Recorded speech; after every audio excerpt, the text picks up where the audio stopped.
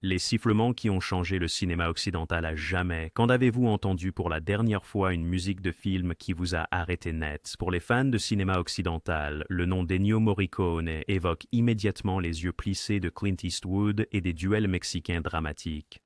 Mais au-delà de le bon, la brute et le truand se trouve un trésor de chefs-d'œuvre western moins connus où le génie de Morricone s'exprime pleinement. Ces partitions oubliées n'ont pas seulement accompagné des films, elles ont révolutionné le son du cinéma à jamais, influençant tout le monde, de Tarantino aux producteurs de hip-hop moderne. Prêt à découvrir la frontière sonore que vous ne connaissiez pas.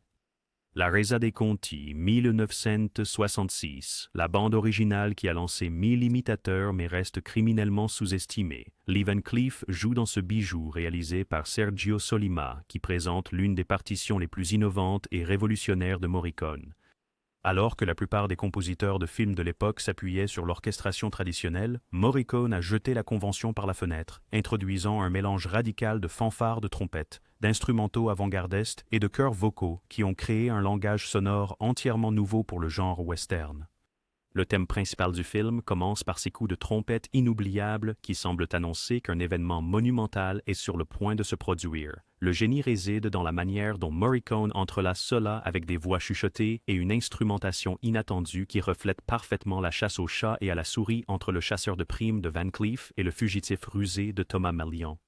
Ce qui rend la bande sonore révolutionnaire, c'est la manière dont Morricone a utilisé sa musique pour transformer des scénarios western classiques en drames opératiques. Les compositions ne faisaient pas que compléter l'action, elles l'élevaient à des proportions mythiques. Tarantino a été tellement ému par la bande originale qu'il a ensuite emprunté des éléments pour Inglourious Basterds, introduisant une nouvelle génération à sa puissance. Malgré le statut culte du film parmi les aficionados de western, la plupart des fans occasionnels n'ont jamais expérimenté ce chef-d'œuvre qui démontre la capacité de Morricone à faire parler les instruments d'une manière que personne n'avait imaginée auparavant.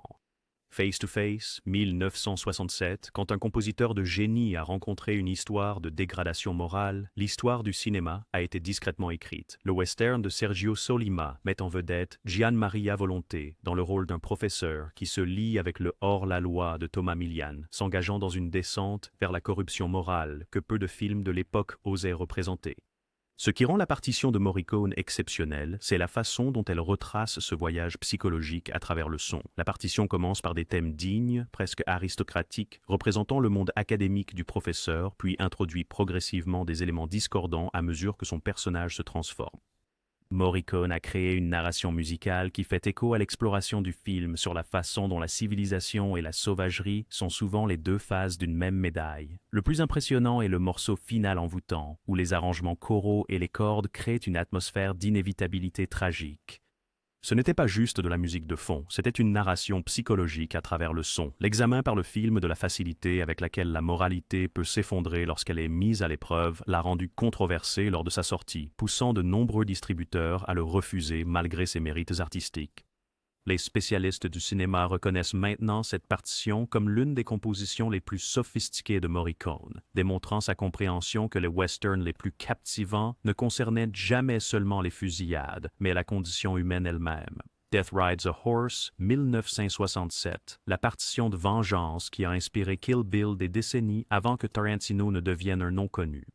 Le récit de vengeance de Giulio Petroni avec Lee Van Cleef et John Philip Law présente l'une des partitions les plus intenses et psychologiquement profondes de Morricone. Le film suit un jeune homme cherchant à se venger des bandits qui ont massacré sa famille avec Van Cleef comme mentor improbable.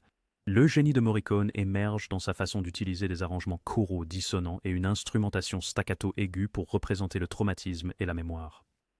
Le thème principal présente un chœur inquiétant qui semble crier de douleur, ponctué par des accords de guitare agressifs qui ressemblent à des coups de couteau. Le compositeur a créé des motifs musicaux récurrents qui se déclenchent chaque fois que le protagoniste revit ses traumatismes, une technique innovante qui permet au public de ressentir l'état psychologique du personnage.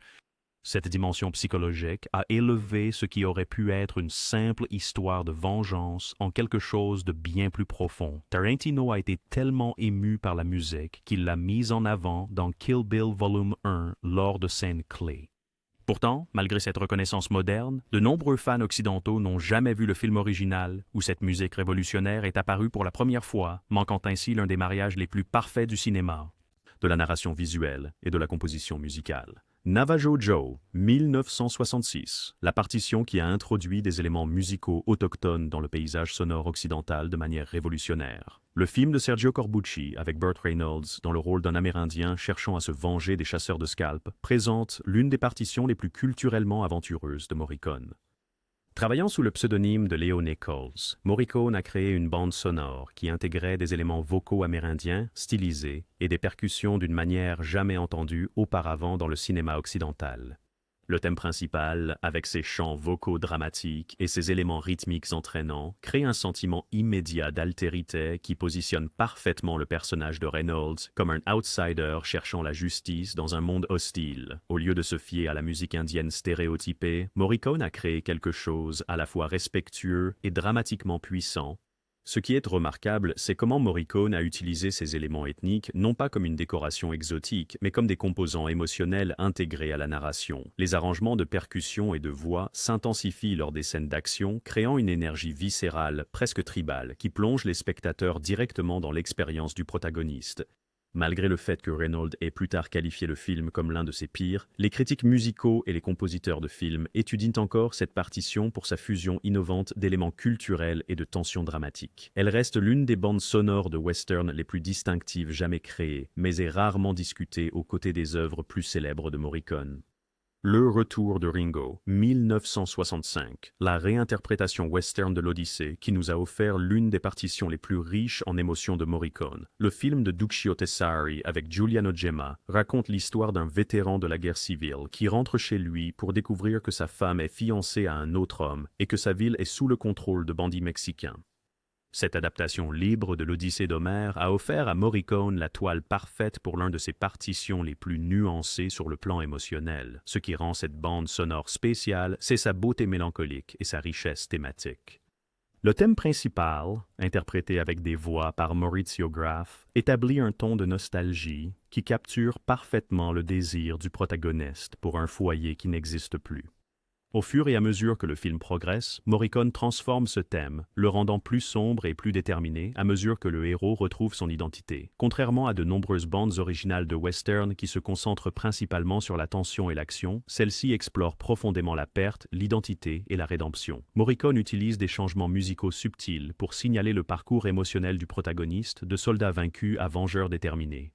Les historiens du cinéma reconnaissent maintenant cela comme l'une des partitions de spaghetti western les plus sophistiquées des débuts, démontrant l'étendue de Morricone au-delà des compositions iconiques mais plus stylisées qu'il a créées pour les films de Leone.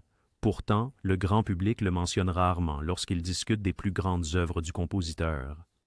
Un pistolet pour Ringo, 1966. Lorsque l'idéologie politique a rencontré le génie de Morricone, une bande sonore révolutionnaire est née. Le Zapata western politiquement engagé de Damiano Damiani met en vedette Gian Maria Volonté dans le rôle d'un révolutionnaire mexicain et Lou Castel dans celui d'un Américain mystérieux avec son propre agenda. Ce film, avec son examen de la révolution et de l'impérialisme, a inspiré Morricone à créer l'une de ses partitions les plus politiquement engagées. Le génie de cette bande sonore réside dans la manière dont Morricone mélange des éléments musicaux mexicains traditionnels avec ses techniques expérimentales caractéristiques. Le thème principal combine des trompettes inspirées du mariachi avec des percussions inhabituelles et des éléments choraux, créant un son à la fois culturellement spécifique et dramatiquement universel. Le plus impressionnant est la manière dont Morricone utilise les contrastes musicaux pour souligner les conflits idéologiques du film. Les personnages révolutionnaires ont des thèmes amples et passionnés, tandis que le personnage américain est accompagné de motifs musicaux plus froids et mécaniques, soulignant subtilement le message politique du film à travers le son. Bien qu'il soit l'un des westerns les plus réfléchis et politiquement complexes de son époque, le film reste largement ignoré par les fans occasionnels, tout comme l'une des partitions les plus intellectuellement stimulantes de Morricone. Les cinéastes politiques modernes étudient encore cette bande sonore pour sa capacité à communiquer une idéologie à travers la musique sans recourir à la lourdeur. Tepepa, 1969, le chef-d'œuvre oublié où Morricone a mis en musique le choc entre l'idéalisme et la réalité brutale. Ce film de Giulio Petroni met en vedette Thomas Milian dans le rôle d'un révolutionnaire mexicain et Orson Welles dans celui d'un colonel impitoyable, avec John Steiner en tant que médecin anglais cherchant à se venger. Cette histoire complexe de révolution, de trahison et de vengeance a inspiré l'un des Morrick, les partitions les plus politiquement nuancées de Morricone. Ce qui rend cette bande sonore remarquable, c'est la façon dont elle capture la désillusion qui suit l'ardeur révolutionnaire. Le thème principal commence par des éléments fiers, presque triomphants, qui cèdent progressivement la place à des tons plus mélancoliques et ambigus, reflétant l'exploration du film sur la façon dont les idéaux révolutionnaires s'effondrent souvent dans la pratique.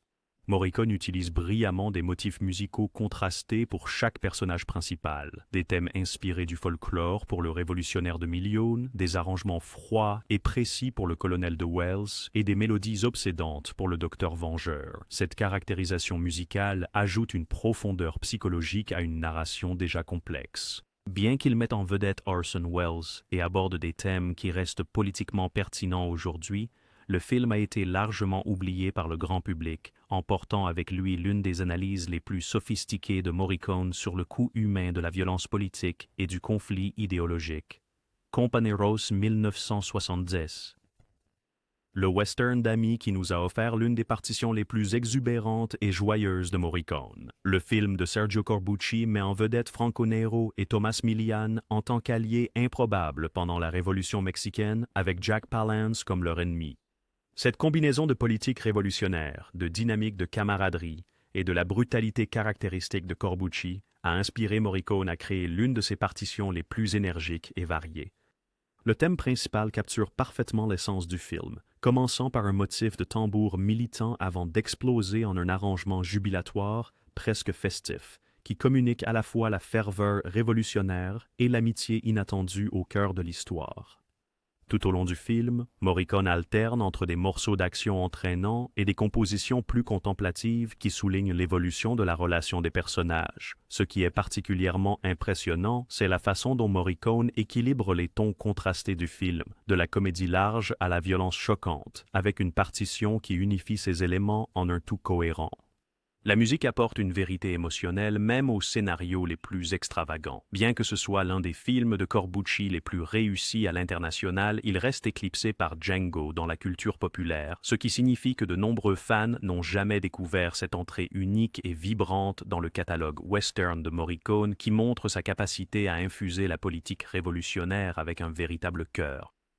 Les canons de San Sebastian, 1968, quand le sacré et le profane se sont heurtés dans la partition la plus spirituellement complexe de Morricone pour un western. Le film d'Henri Verneuil met en vedette Anthony Quinn dans le rôle d'un hors-la-loi pris pour un prêtre et Charles Bronson dans celui d'un adversaire mystérieux.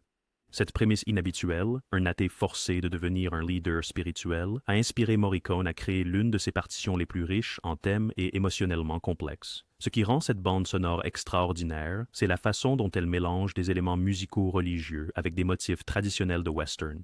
La partition présente des arrangements choraux semblables à ceux d'une église et des mélodies inspirées par l'orgue qui se transforment progressivement à mesure que le personnage de Quinn évolue d'un imposteur réticent à un véritable leader spirituel. Ce voyage musical fait écho à l'exploration du film de la foi trouvé dans des circonstances inattendues. Morricone crée un dialogue musical fascinant entre les mondes sacrés et profanes de l'histoire.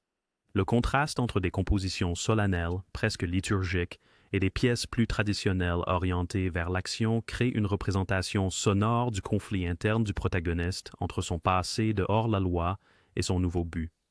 Malgré la présence de deux grandes stars hollywoodiennes et une partition qui figure parmi les œuvres les plus émotionnellement sophistiquées de Morricone, le film a été largement oublié dans les discussions sur les grands westerns, privant de nombreux fans de l'expérience de cette entrée unique et spirituelle dans le catalogue du compositeur.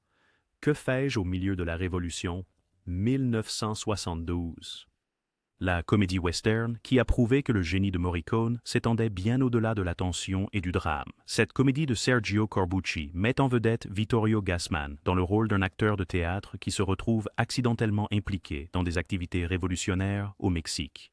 Ce postulat léger a inspiré Morricone à mettre en avant un aspect rarement vu de son talent de compositeur, son don pour la comédie et la satire. Le génie de cette partition réside dans la manière dont Morricone détourne avec espièglerie les conventions musicales qu'il a contribué à établir dans des westerns plus sérieux.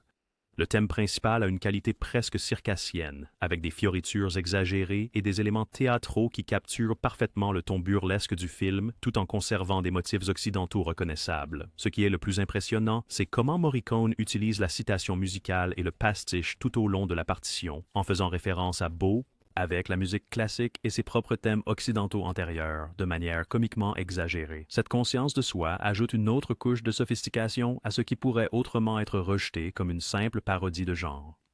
Malgré la présence de l'un des acteurs les plus célèbres d'Italie et une rare collaboration comique entre Morricone et Corbucci, le film reste largement méconnu en dehors des cercles dédiés au western spaghetti, privant ainsi les fans occasionnels de l'opportunité de découvrir la remarquable polyvalence et l'esprit du compositeur. Le sifflement de Le Bon, La Brute et Le Truand a peut-être fait de Morricone un nom connu, mais ces 10 chefs-d'œuvre méconnus révèlent la véritable profondeur de son génie, en révolutionnant la manière dont la musique pouvait exprimer une idéologie politique et en réinventant ce que la musique de film western pouvait être. Ces partitions n'étaient pas juste du bruit de fond, elles étaient des révolutions sonores qui ont à jamais transformé le paysage sonore du cinéma. Si vous avez apprécié cette exploration des partitions western moins connues de Morricone, veuillez aimer cette vidéo, vous abonner à notre chaîne et la partager avec d'autres passionnés de musique de film. Lequel de ces chefs-d'œuvre cachés de Morricone vous a le plus intrigué? Faites-le nous savoir dans les commentaires ci-dessous.